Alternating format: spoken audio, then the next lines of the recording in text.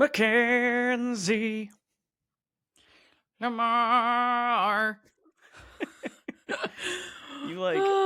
You suckers out there who thought you got away from musical month that had to deal with those annoying as hell intros. We got one more for you here. Very musical film today with Oh Brother, Where Art Thou? So sorry for throwing another curveball your way. I was gonna say I didn't sign up for this. Like, this is not supposed to be an ongoing You're thing, like but over it. I'm over it. So I'm sure they're over it, is what I would say. But it's okay. It does fit for this movie, to be fair. Totally. Cool. So thank you for indulging me. And I wanted to start out, I think this movie pretty famously riffs on the original story of the Odyssey, right? I don't remember if I had to read the Odyssey in school. And I will say, for not remembering anything about it, even if I did read it, this movie is still really enjoyable on its own, even if you have no idea that it is, a loose retelling of something else. But with that in mind, do you have a favorite book that you were like, I don't want to say forced because I know you love to read, but a book that you had to read for school? Do you have a favorite that stands out all these years later? Every book behind you? Yeah. I just need, I mean, for the listeners who are not watching this, I'm just pointing to my bookshelf going, is this a real question? What do you want from me? You know what? Can I change the premise a little bit? Sure. Because I actually loved pretty much everything I was forced to read in school. Like, I loved Lord of the Flies and all these things. Like, don't get me wrong, we needed more diversity in all of our books for sure. Like, that's a whole other conversation. However, I did really like most everything that I was forced to read, the To Kill a Mockingbirds of the world and all of that in 1984 and, etc. I do remember, though, my sophomore year, I had my one and only English teacher in my entire life that I didn't like, and I won't name names, and who also, by the way, didn't like me. I could tell.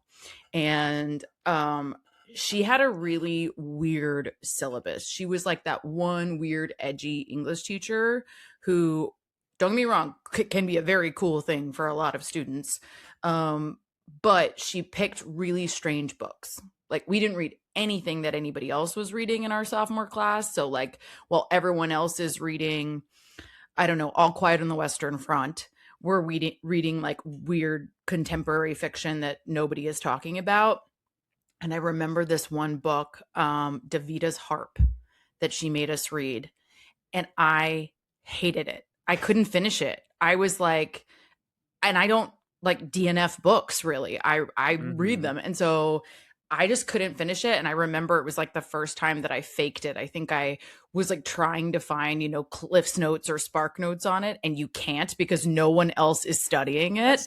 Aren't they supposed to be selected from a list of pre-approved books? It's weird that you would be doing. I've never heard of that book. I think she didn't get approval. Like, I think we were not supposed to be reading this shit because no one else was reading it. And I just remember being like, the fuck? And then actually, funnily enough, she went on maternity leave like mid-year and her, sub came in and was like, what the fuck have y'all been reading? Like, it was really weird. So I don't know. I loved them all, except I remember hating that book. I'm choosing to believe that it was actually her writing under a pen name and she was just forcing you guys to give her notes. I'm like, what did you think? So tell me, what did you think about this chapter?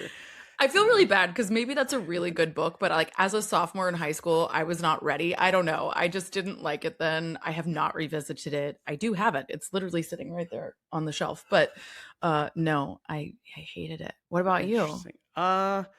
I, unlike you, did not love everything I was forced to read. And I liked reading. I think I read more than most kids my age at that point. But I was a big scary stories, as you can probably guess. So I graduated from Goosebumps to Fear Street and then more spooky stuff in high school. But I really liked The Giver. I remember really liking The Giver in sixth grade. That got made into a great motion picture with Jeff Bridges. Won several Oscars, I think. I think people notoriously panned that. I was going to say, I think they hated it. I didn't watch it because people gave it bad reviews, and it was one of my favorite books as a kid. So I couldn't make myself do it. So I'd say probably The Giver. I also really liked Fahrenheit 451. I've said this before. I mean, there's a trend here of I just really like dystopian novels. Yeah. So I enjoyed both of those when I read those, and I thought Fahrenheit 451 was pretty damn cool. I don't remember a lot about 1984, but I remember I get that one mixed up with Brave New World, I think. Oh. But again, all dystopians, right? Like those are the ones that stick out in my mind. Yeah. I think I liked 1984 better if I remember correctly, but Brave New World was also really good. Yeah, I liked all those. And funny, this conversation, I literally had this conversation last night after a movie with somebody about favorite books. And one of the ones that came up that I don't know if you remember, and I just have to throw in here. Do you remember the movie the book Hatchet? Yeah, where it's Like isn't the Gary kid that's Paulson like by Hatchet? himself and all he Yeah, has he's is like a out in hatchet the to woods, like survive? Yeah, trying to survive. yeah. Anyway, I was like, and I don't know when we read that. That was like middle school, probably actually. But I remember loving that book. And he was like, Yeah. this probably sounds so dumb, but I really loved Hatchet. And I was like, no, that No, shit that was was a legit. good like young adult fun adventure Yeah, type thing. There's like 18 reality shows now that are basically just Hatchet. They just drop them in the wilderness and they're like, here's one thing, go survive. You can make any reality show at this point of just dropping people in the woods and giving them one item and just call the show that, you know? totally. Hatchet I was love, ahead of I its mean, time. we couldn't do it today, but like, I was impressed by this kid. It was good work. Good work. Nice. Well, in case you guys couldn't tell out there, we are a very learned podcast, not just movies. Learned. So, yeah. Learned. It's official. All right, well, let's learn it more about this movie.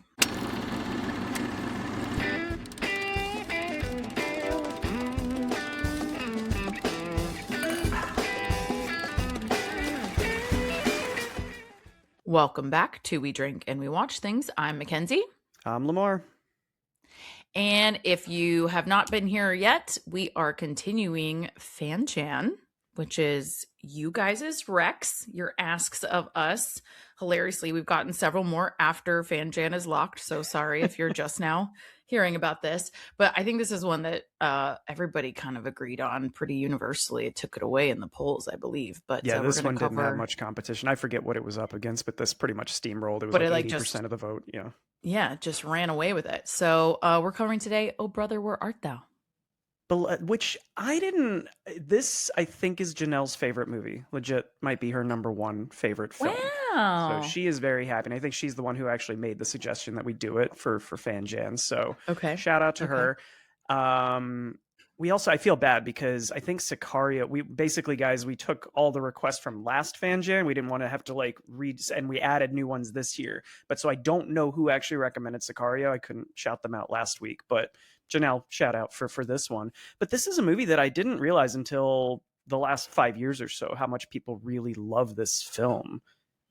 It's like one of those hidden gems, and I mean it's Coen Brothers. People know it, but I didn't realize it had sort of like a cult following like that, where people fucking love this movie.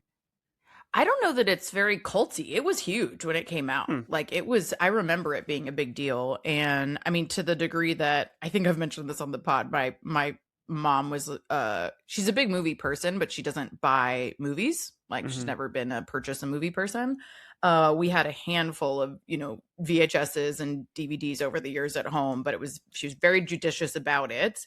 And I remember she bought this movie like as soon as it was available. And so I remember she was a big fan of it, and it got really well reviewed and nominated for all kinds of things. And but yeah, Coen Brothers, awesome. Obviously, so not terribly surprising, but it also was huge in terms of what it did for music at the time, which we'll get into. Yeah, I'm sure. Yeah. Okay, so before we go down that rabbit hole, what are we drinking? Well, we're actually not drinking because Mackenzie and I are both doing Sober January, and we're recording this on Saturday the 3rd. But that is not to say that you guys cannot enjoy this incredible cocktail brought to us by, as always, at Craft World. I did make it, but I'm not really. Oh, you made it? Just to okay. And I'll sip it because I'm going to taste test it for you guys because I'm not a monster. But yeah, I'm not going to drink the whole thing. Oh, well, that was very noble of you to be willing to. I would not waste alcohol, but that's good on you to make it and let the listeners know if it's good or not. So this Maybe is. I'll like take it to a neighbor afterward or something. Would you donate like a cocktail? it to charity. Yeah. Or a kid in the neighborhood. Here you go, buddy. So this is 2 ounces of mezcal, half an ounce of creme de cassis. It is cassis, right? It's not cassis. I think it's cassis, but I could be wrong, to be honest. I'm sorry. 0.75 ounces of lime and 0.5 ounces of raspberry puree. I'm kind of disappointed I'm not able to drink this one, but shake and strain over crushed ice into a copper mug, top with club soda or ginger beer if you want a little more of a kick, and garnish with mint and a cherry. And we are calling this the RUNNOFT, the Runoff. The Runoff. Cheers. Cheers. Okay, I got a coffee over here. I will cheers with this. How is it? Oof. It is good. I went heavy on the club soda. Calmate on the club soda Maybe Okay. do like a quarter ounce or a half ounce at most. I think I went a little heavy just because I was trying to go fast. Okay. But the flavor is real good. And I I like would. I got a new copper mug too, so I'm That's a showing that fancy. off. It's got like indentations and stuff. Thanks. But yeah, I think if I were gonna make that, I would probably go the ginger beer route. I'm a big ginger guy, biggest Yeah. ginger guy in the game today. But Biggest ginger guy in the biz. What? Way more than me, that's for sure. So yeah, no, delicious. Thank you. I won't be drinking the rest of that, but that's fine. Alrighty. Well, let's do some basics and then get into the good stuff. You guys will be so, I think, proud of me. When I went through the basics prepping this time, I picked one thing per person. Woo. One thing. That's it. We're gonna make it quick, you guys. I don't want to talk about anything else. We got to get to the movie. I'm just kidding. We're both, Lamar and I had this conversation off mic. Like, we got to rein it in. We go down these rabbit holes and we just, and we're both talkers and we're both tangent lovers. And we spend a lot of time in just the basics for that reason. So, but I feel like our avid listeners have heard us have this conversation before. I feel so like many times. It's like New Year's, same us. We will never change. New Year's, same bish. However, we're going to give it a try. I don't know. Anyway, I figured the one item would help. I don't know. We're going to see. Yeah. Okay. So speaking of, Oh Brother, Where Art Thou? This was made in 2000. It has a 7.7 out of 10 on IMDb. It has a 78% from critics on Rotten Tomatoes, which surprised me. And then an 89% from audiences. So I don't know. I feel like the critic thing was kind of surprising to me there again, like especially with, some of the nominations and kind of, fanfare it got at the time, but yeah, lower than I would have expected. Maybe that ties into, because one of my first questions to you was going to be, coming off of musical month, is this a musical or is this a musical film? A film with music. We always have I feel like we have the same fight every 6 months. It's interesting to me because that's where I feel like those ratings are lower than I would expect them to be. But I'm like, maybe it's those same people who, there's a reason that a bunch of those musicals we watched had 80% ratings instead of 90 or 95. Yeah, maybe. I mean, I don't think this is a musical. Short answer. This is a, music forward film for sure.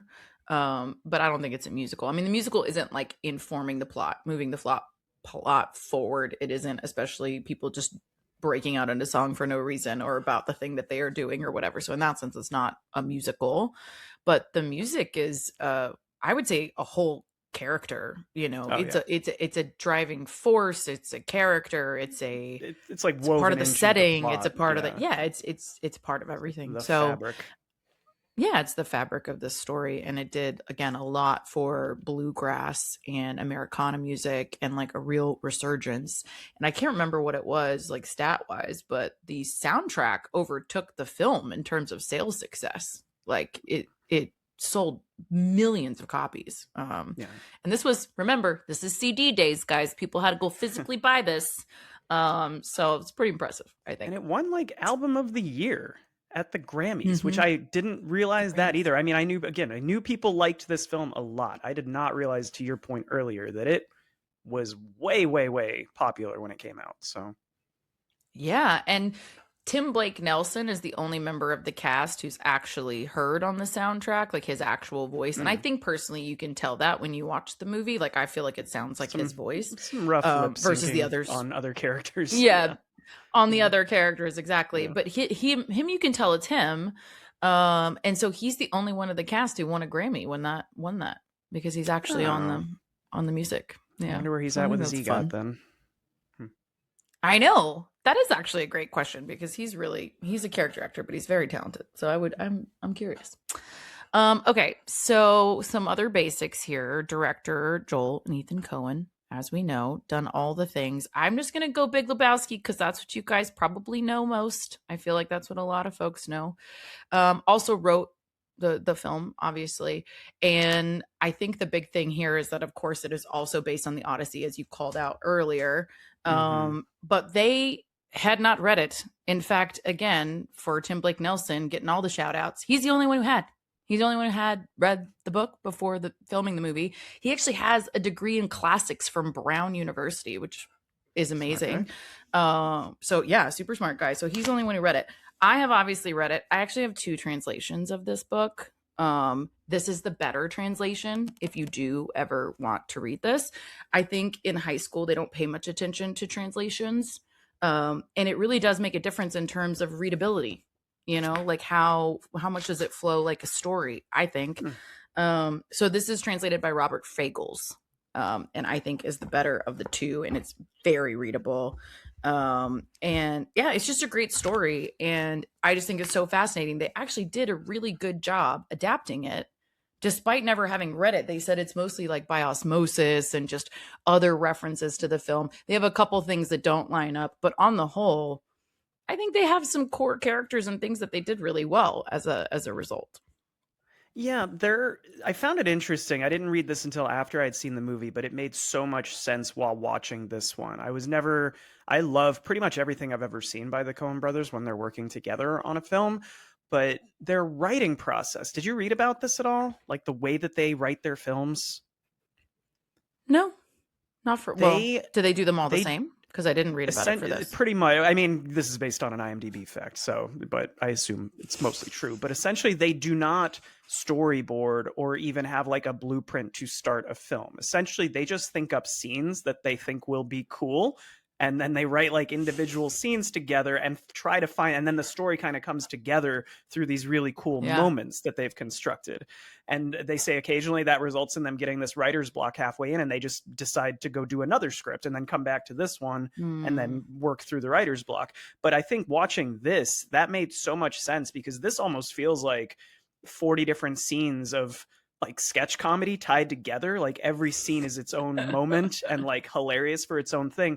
And it has this obvious structured retelling of the Odyssey, but it just made so much sense watching this that they probably just had a bunch of really good ideas and strung them together into this, and it all came together to make some magic. So yeah, I mean, I know I didn't read about all that, which I think is really fascinating. And yeah, when you think back on some of their other films, super checks out actually. But I just did read that it was, a really spontaneous idea, and it was something that they had come up with, I think, years before they actually ended up working on the film, and it kind of like very slowly came together. So that makes sense. Cool. I mean, that sounds like a crazy, difficult writing process, but to each his own. It works. I mean, it's clearly working. It's clearly working for them. Okay, so next up, leading the show here, George Clooney plays Everett / Odysseus. If we're being honest. And he introduces himself, fun fact, as Ulysses something Everett. I can't remember. Ulysses is the Roman name for Odysseus, for all you nerds out there. When I was watching this, he said Ulysses Everett something. I went, wait, this isn't based on Ulysses, because Ulysses is another book. And then I was confused. So thank you for clarifying that. Ulysses is a James Joyce novel, which is incredibly difficult to read and finish and unrelated to this altogether. However, I get it. So George Clooney has done a gazillion things, as we know. I'm just going to call out The Ides of March, because I think I've called that out before, but it's actually really good. I think it's kind of a dark horse of his. I'll just call out that he committed to this without even reading the script. He just wanted to work with the Coen brothers, so which I get. Know. I think he was telling them that he likes their least successful films too. He was like, "I'll do it, but like, I don't even like your blockbuster stuff. I like your least successful movies." I was like, "That's like a nice backhanded compliment," Yeah. We also have John Turturro, who has done a lot with the Coen brothers before. He plays Pete Hogwallop, because why not? And he's, one of Odysseus's crew, so to speak. And I wanted to shout out the recent thing that he's done. He's done a lot of films, but the thing a lot of people know him for right now is probably Severance. Which I can't remember if I've updated you. I did come back and finish it all. I know we've talked about it before, about like I needed to go give it another chance and all of that. So I'm all caught up. It's very good. Go watch it. Season 2 was solid. It had some ups and downs, but I liked season 2. Pluribus is next on our list. That's apparently the new Apple TV. Everyone's got to watch kind of thing. Same guy that did Breaking Bad. Yeah. I have that on my list as well, but I haven't started it. So, all right. Well, let me know if you beat me to it. And then Tim Blake Nelson, which we did call out a couple of times here already, but he plays Delmar O'Donnell. He's another member of the crew. I wanted to call out another Coen Brothers that he did that was actually, I think, really good. It was nominated for some Oscars a few years ago, which is The Ballad of Buster Scruggs. So also a funny name. Just all three of the main actors in this bring something different to this little ragtag trio that they have, and it just Mhm. all works together so well. But Tim Blake Nelson's facial expressions in this are the fucking Yeah. best. He just Yeah. plays this to a T, and his wide mouth, like slack jawed, his face throughout this is just some brilliant character and slapstick acting. And I think we've established like he's clearly a really smart dude, and Mm-hmm. he's playing this utter idiot and he just plays it so convincingly and so well. Yeah. And yeah, I think it comes through as very authentic. It's really good. John Goodman, of course, who we've spoken about many times, he plays Big Dan Teague, aka the Cyclops. I'm just going to keep giving you the parallels where they Yeah. are, everyone. And so he has done a bunch of things. One of the things he actually did with John Turturro was Barton Fink. I know we've talked about other stuff he's done in the past, but I actually haven't seen that. Have you seen that? No, I remember the poster for it, but Yeah. I've never seen it. His No. face. Yeah, just his face. Just Yeah. very, yeah. Well, we'll have to check that one out. And then Holly Hunter, who plays Penny, aka Penelope, so close. I think I went a little bit different direction this time. She's really well known for her animation work in The Incredibles. Yep. She's Yeah. Mrs. Incredible. Charles Durning plays Pappy O'Daniel / Menelaus, which this is one of the ones I take issue with. He's not a great Menelaus. Like, it doesn't really align, but he introduces himself as Pappy Menelaus, or his campaign people do, or whatever, and they shout out that he's Menelaus. Menelaus is in the story, but like a really different character. Menelaus is like the one who tells Telemachus that Odysseus is trapped by Calypso, and it sends a whole other adventure happening. Anyway, different guy. He is from Family Guy. This is another. I'm glad you wrote that down as your one thing, because I was like, okay, Mackenzie's going to name this, because he was in I saw a film that he was in the 70s, Dog Day Afternoon. And I was know. like, oh, she's probably going to go like think I classic was gonna cinema. And then I was like, no, I'm going to write down the Family Guy thing, because I recognize his voice. And unfortunately, he passed in 2012, but people probably recognize him as Peter's dad. Yeah. Yeah, Francis Griffin, R.I.P. Okay, Michael Baladuccio does a really good George Nelson here. Also, he's supposed to be Achilles, and that's just like my favorite thing. He's so different than Achilles, but definitely has an Achilles heel. I don't see that one. Yeah. He's probably most well known for, he does a lot of character acting as well, but Leon the Professional, he was in. Oh, okay. And then Chris Thomas King, who doesn't spend a ton of time with us, but his time with us is impactful. He plays Tommy Johnson, who is kind of a combination of Eumaeus and Felicius from the book. And he's probably most well known for the movie Ray, Jamie Foxx Ray's. Yeah. Okay. And then the blind man, who is also Tiresias, who's the prophet in the story. He is in The 40-Year-Old Virgin. And then Sheriff Cooley / Poseidon is the postman. So he's the one kind of upending everything. And it's kind of funny to me that we'll get there, what happens to him, given that he's supposed to be Poseidon. But anyways, Vernon T. Waldrop is one of and representative of all of Penelope's suitors that are in Odysseus, who are waiting for her to marry them because they think Odysseus is gone forever. And we just talked about him recently in Ford versus Ferrari. I forgot he was in that. I remembered him from Deadwood back in the day, but yeah, he was good on that one as well. Yeah, for sure. Okay, quick plot summary, and then we're going to get into it. In the Deep South during the 1930s, 3 escaped convicts search for hidden treasure while a relentless lawman pursues them. Dun, dun, dun. Yeah, accurate. Good job, IMDb. We're proud of you. Okay. This is also an ironic warning today. Turn around, don't drown. It's spoiler time. It's flooding time.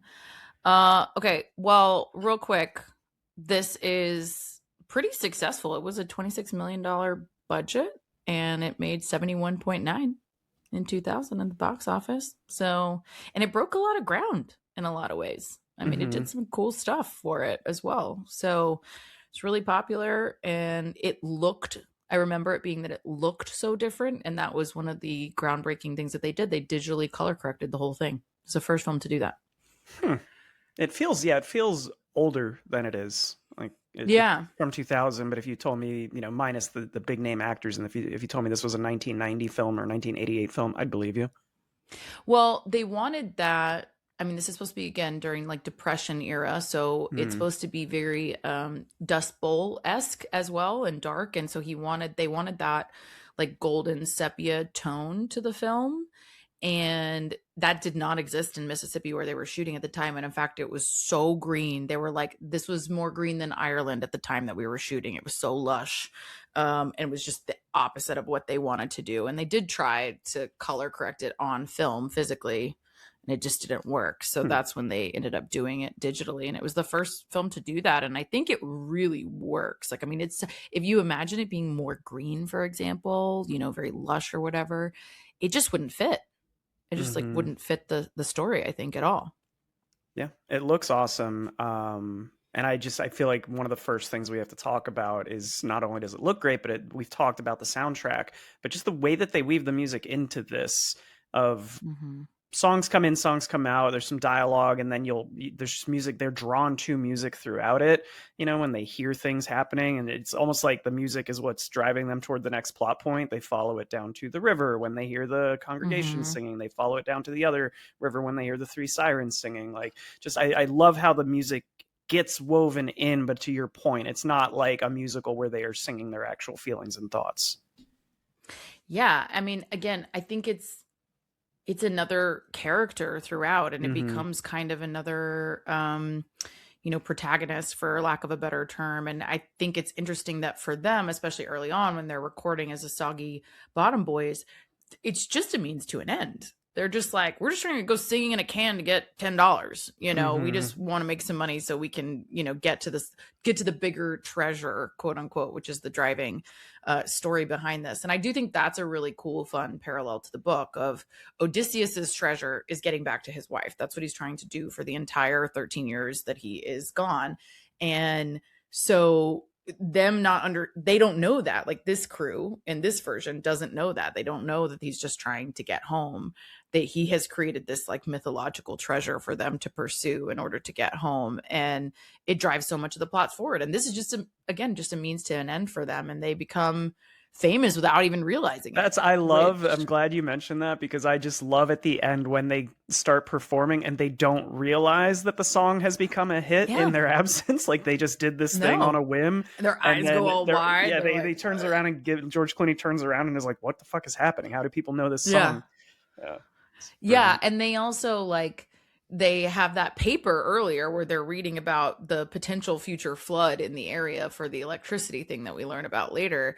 But as that page is burning away, there's a story about the Soggy Bottom Boys and who are they? And they don't even see it, they don't read it, right? So it's like it's kind of following them around, and you hear it on the radio and you hear other people referencing it here and there, but it's all ancillary to them and them not understanding what's really happening. So I think it's really cool. And I think it's also great, obviously, how it kind of like revitalized the genre. And it's Yeah. it's an incredible soundtrack. I want to know how they got that shot. Like, I don't know. That's 2000. So I don't think it's digital, but that shot of the newspaper burning the first page away and getting the second headline, I Yeah, assume it has to be digital, but it looks practical. It looks really fucking good. Like, how do you get it that does look shot of a good. flame burning away the front page and still getting the headline on the second page? Like, I don't know how you get that to work. Let's just email Deacon and ask him, right? He'll just tell us real quick. I Yeah, don't know. yeah. No, I think it looks awesome. I think it's just such a beautiful shot. And I love a good pyrotechnic moment also. That's Yeah. always fun.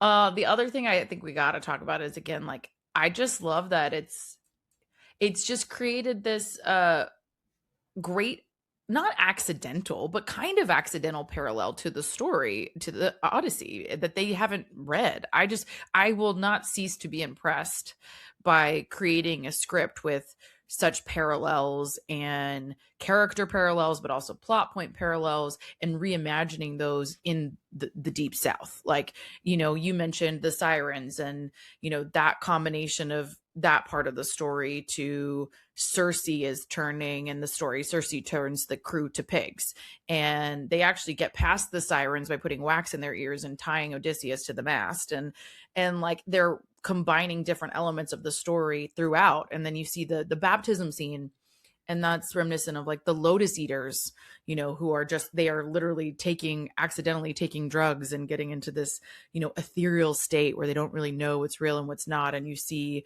you know, his crew, basically Delmar, become susceptible to that. And just all these references that they do in a really innovative way in terms of how it correlates to the South at that I time. I thought find it that was really well interesting done. that you said they said they never read the Odyssey, right? So were they Yeah, they just said that basing their this on like influence Cliff is Notes or by something? they didn't say that specifically. They just said that their references are purely other cultural references Got to it. the Odyssey in other forms, you know, in other films or not, you know, whatever. And how they said basically that they had learned it by osmosis, which, Hmm. I mean, there are major like hero archetype arcs that happen in all kinds of work based on the Odyssey. Like, I mean, that part is true.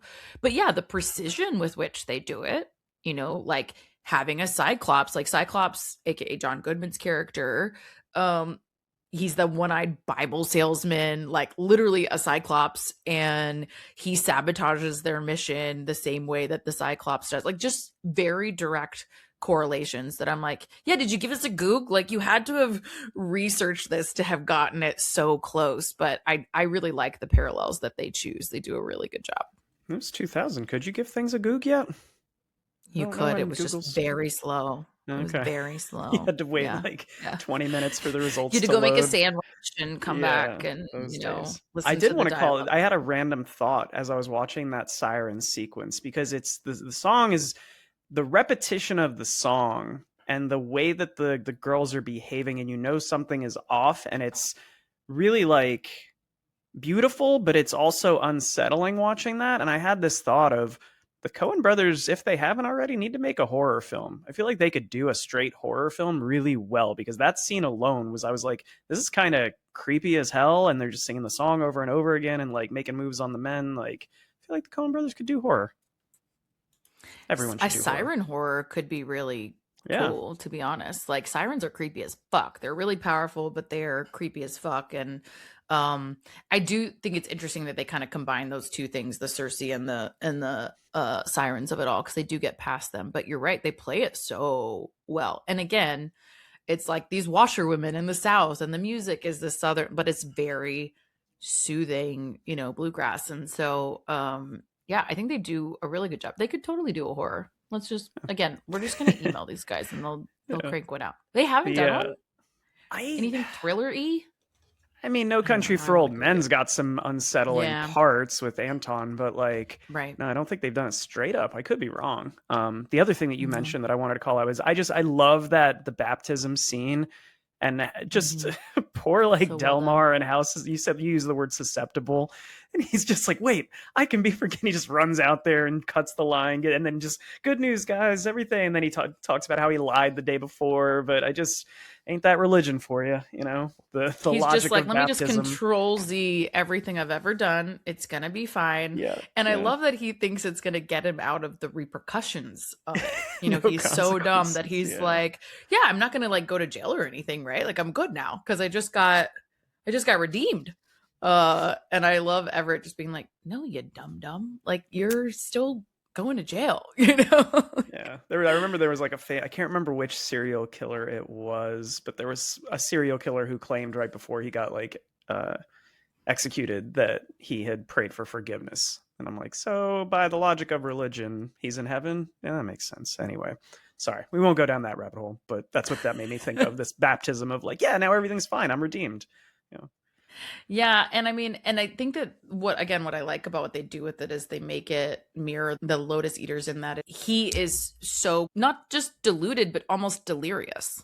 Like, Mm-hmm. he's kind of taken by this whole scene, similar to the siren scene as well. And there, again, music is driving that too. There's this like lulling of the masses with the music in that scene as well. So I think it's really impactful in both of those scenes. Facts. The comedy in this, and it's funny, I was listening to the Rewatchables, which is a big time pod that I've mentioned before on the podcast, but they were talking about why they don't do a ton of comedies on the rewatchables, and they're like, because when you do Mm. comedies, it's hard to not just go into, well, this is funny, and like quoting the movie, and that drives most of the Mhm. conversation. It's hard to delve into lots of plot points or the visual, Yeah. beauty of comedy films. But I do want to talk about in this just the tightness of the script and how funny each of these three main characters, as well as some of the side characters as well, like Pappy, I think is incredible. But I just love George Clooney's one-liners in this. He's got so many quotable lines for sure. And he is often presented in this film as being like the only intelligent guy, but he is also a bit brought down by his own vanity.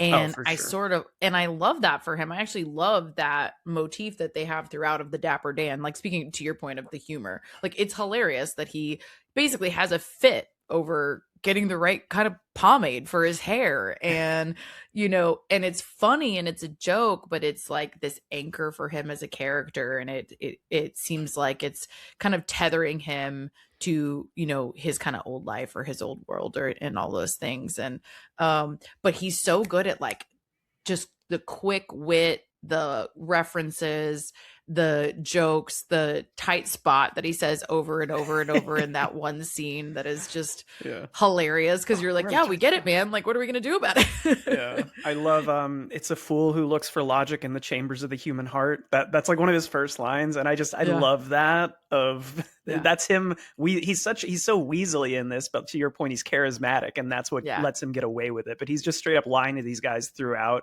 and like stretching the truth and kind of mocking them as well for the religious component. I like Mhm. when Tommy gets in the car and he's like, I sold my soul to the devil, and George Clooney, oh well, I guess I'm the only one that's unaffiliated. I like that. I There's just know, so I love many that line. quotable lines in this.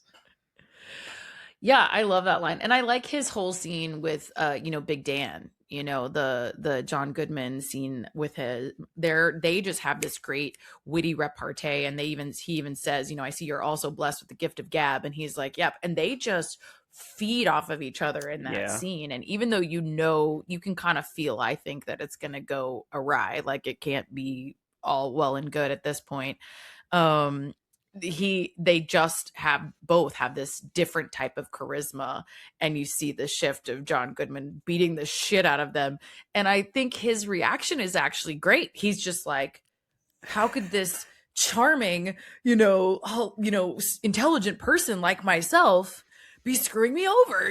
Like, he's just shocked Well, into inaction. you and I, Mackenzie, have been to sales conferences. We know the Oh vibes God, of we people know the like that. They vibes. would stab you in the back. Yeah, but yeah, I love when he's sitting there and literally, John Goodman's character is fighting Delmar and has bonked him on the head. And Mhm. I keep calling them the actors' names. Everett's sitting on the ground, and it's just like, what's going on, Dan? What's the matter, Dan? Like, meanwhile, he just is getting walloped with like a wooden stick. It's incredible. He literally has like corn flying out of his mouth, Yeah, and he's like, what yeah. do you mean? Like, what's happening right now? But yeah, I like actually that you have this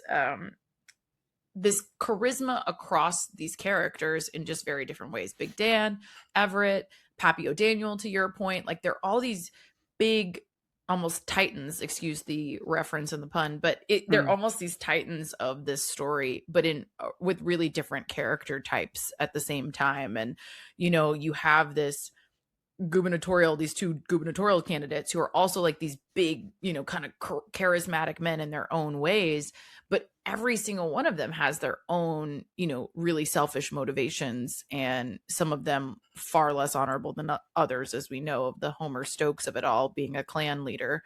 But it just is Don't you like, miss the days when if you come out as a white supremacist, you're kind of out of politics? Not anymore, baby. yeah, What a fucking time we're don't living you in. miss that? Yeah. Y'all, again, we're failing an open book test. Let's not do this. But that actually dovetails exactly into my point, which is that it goes to show in this case that this is not about the politicians' policies in the South at this time. It's about who is giving the best show, who is putting on the best show, giving the best speech, the most charismatic, the The right music. music. Like, Yeah. yeah, the music, the songs that they choose as a part of their campaign, render them credible or not. And who knew that by the end of this, the Soggy Bottom Boys are, by virtue of performing with him, endorsing Pappy O'Daniel. Yeah. effectively with the Yeah. music, you know? There's two things I love there in that is I love Stokes' thing with the little man and the brooms. It's just so fucking on the nose, but I'm like, yeah, that would work in the 1930s for sure. I wouldn't be surprised in contemporary America if that wouldn't still work, of doing some dumbass wordplay like that. But I just to circle back to what I said before, like Pappy O'Daniel might be the most underrated character in this whole thing. I just love him throughout. Of He's kind of like in the background, like we have a scene of him every feels like 10-15 minutes outside of the main story, and eventually it all connects. But the way he speaks, that how mean he is to his, I guess, their sons, or like his PR team basically, and like he throws his hat, tells the guy off, and he's like, give me back that hat, just immediately after throwing it. Like Pappy has so many, and his moral fiber being non-existent, and how quickly he's like, Yeah. oh well, like the people on stage are integrated, but because the crowd likes it, I guess I'm okay with integration. Like, it's just, he doesn't give a Yeah. shit about anything. He just wants to keep power. Right. He's just there to win. He doesn't care how he wins. He just is there to win. Yeah. And it shows. And he's just really unapologetic about it, to his team, to other people as well. And yeah, he just gloms onto the opportunity, and he sort of bribes the Soggy Bottom Boys with a pardon in order to stay up there and sing with him, and sing You Are My Sunshine and all of that. And but yeah, I think he's a good through line, a great thread. The other one I think is Sheriff Cooley. We actually see him so little, but he's the constant threat. He's the constant threat to their progress and to going back to jail. And I think that can't be overlooked. And that again aligns to Poseidon. Poseidon is trying to punish Odysseus throughout the story, and he's trying to drown him or not let him get home at the end of the day. And so you see that like very subtle through line throughout. He's trying to catch him and find him in order to stop him as well, even post pardon, and doesn't want to let the Soggy Bottom Boys go at the end of the day. Yeah, is that, I was confused watching this. I don't know that I'm following all the parallels to the Odyssey. I was confused because they have Tommy say a line early on where he describes the devil, and he says, "Oh, he's a white guy and he's got a mean dog." So then when that guy shows up and they show his silhouette in the fire of that first burning building, I'm like, so is this guy supposed to represent Satan? But then you're saying he's supposed to represent Poseidon. So is it both, or am I just misreading that early quote? I mean, Satan in a real sense doesn't exist in Greek mythology. It's the closest thing that you're going to have is Hades.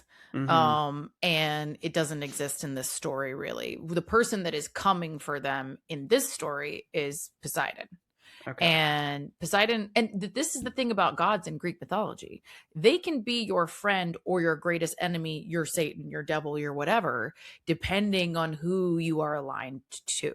Right? Like they pick favorites. The War of the Gods is notorious for picking favorites, right? And Poseidon is backing Theseus in Greek mythology. He does not back Odysseus, and there's a lot more to that. So he is not blessed by Poseidon. So he is, protecting, those opposite interests, basically. So in this case, in this audience, he could be their devil. He could be, the person trying to stop them and hinder them the most at the end of the day. Interesting. Okay. Thank you for clarifying.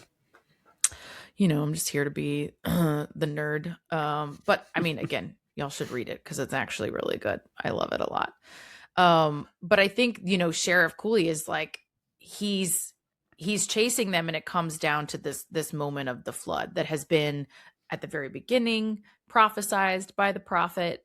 We also see the little allusions to it, the paper talking about the flooding of the valley for the electricity. They get pardoned, and Sheriff Cooley hasn't heard about it. And he's like, hey, we just got pardoned. What are you talking about?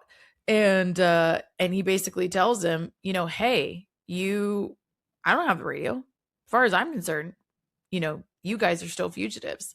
And he's, funnily enough, saved by a flood, which again, I think is where maybe the parallels start to break down a little bit, because Poseidon being flooded would be wildly ironic and not accurate, but he gets washed away by this flood, and it ultimately saves them, which is pretty fascinating. Yeah, that's a pretty cool scene. I had honestly forgotten.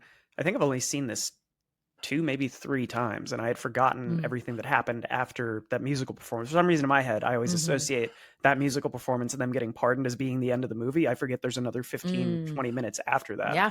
But yeah, that sequence is pretty cool, visually stunning, like really neat Yeah. the way that they do that. Yeah. And I love that they all get out of it like by floating on these random things, and they all barely survive. And even what Tommy Johnson, they find him floating around too, like, What do you what are you got on over there? there? What do you got over there? Rotary desk, a rolling desk. Yeah. And I also like that there's this great reference, at the end they get out of this, and Odysseus or Everett gets his way home, which is what is prophesized at the beginning, right? You're going to make your way home, but like not the way that you think you will, essentially. And he gets it and he gets back to Penelope. And I just think we have to talk about Holly Hunter as like the most hilarious Penelope of all time. She, in the Odyssey, she creates all of these challenges for her suitors so as to stall. Like, she believes that Odysseus is coming home, but she's a woman of power and a eligible bride, as it were, that she's almost under threat by the number of suitors that she has. She's going to be forced to marry somebody at some point. And so she becomes very demanding and creates all these challenges so that they have to prove why they are a worthy husband for her. And so I love how Holly Hunter's character brings that into Penny here, where she's like this really hyper demanding, intense Southern woman of like, I said that and I counted to three, and he's, oh damn, she counted to three, and she didn't even count to three out loud that we heard. But I just think she's such a good deep South Penny for that reason of like, she kind of really translates those challenges that would come through from Penelope in the book. Yeah, she's great, and that also gives us that final shot of the film, which I really love, when it's those two kind of like arguing their way forward to like camera left, and then dragging the kids along on the little rope, and the girl kind of pauses on the tracks and sees the blind guy from the beginning singing his song. It's the same song they're singing, and then we sort of pan, and I don't know what the fade is that they're using there. Where it kind of goes like, I don't know if it's black, white, or sepia tone, but it kind of distorts the color there, and then we go to the credits. I really like that final like 30-second shot. I really like how he's kind of chasing her and he's giving her this ring that he found in the drawer, but it's not the right ring also. After all and that, yeah. After all that, and I love that he's like, well, I'm not gonna be able to find your ring in all those floodwaters. And he even says like, finding one little ring in the middle of all that water is one hell of a heroic task. And that's a direct reference to Theseus, who does that, who is blessed by the god Poseidon, and that's why he can do it, is because he gets help to go find this gold ring. And I just love that's kind of his foil at this point, Odysseus's foil at this point. And he's making that direct reference of like, I can't go do that. I can't go find this ring in the middle of the flood for you. And she's like, I don't care. I counted to three. I also, Holly Hunter is so well cast for this, because she seems like a real sweetheart, but she can play this very like stubborn role as well. And I just love how she's taught all the kids that their dad was hit by a train, and even after he reappears, she's still like, oh no, you were killed by a train. So yeah, you're out of my life. You like, are. You're definitely I enjoy definitely that. Just and not then, that into you. For sure. I some of the side characters that we don't have to super dig into, but I wanted to call out Stephen Root doing that incredible performance as the blind radio, I guess, DJ or broadcast or whatever you want to call. That man can just do no wrong in my eyes. He's a great character actor, been in so many things. He was in Barry recently, but he is hilarious in some of the things that do there. And there's that gag to what we were talking about Everett earlier, where he's like, oh, you guys will have to come over here and sign. And George Clooney has that line of, oh, well, I forget what the names are, like Mark and Aloysius, they're going to have to just make X's because only 4 of us can read. So it's a way of getting 2 extra paychecks out of this blind guy. More. I love that. I didn't pick up on that until like this watch through. And I'm like, that's fucking hilarious.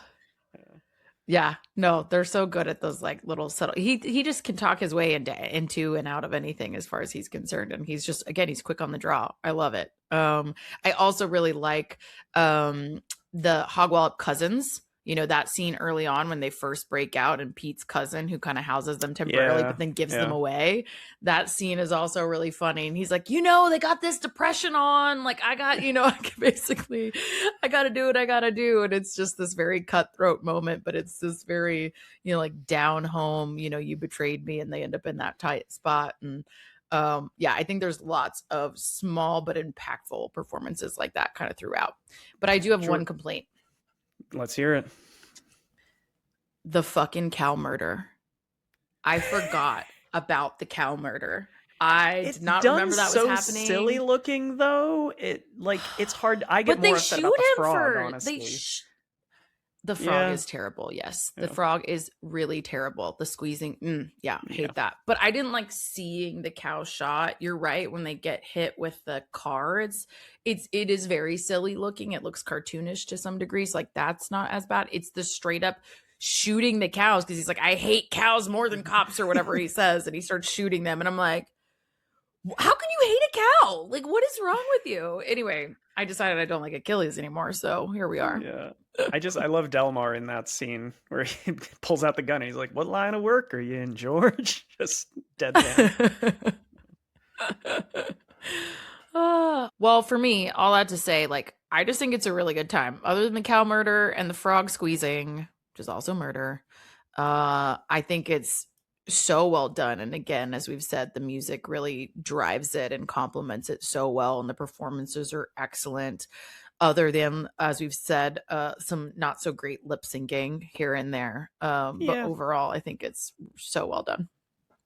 It's a ride. I didn't think the first time I watched this that I would want to rewatch it.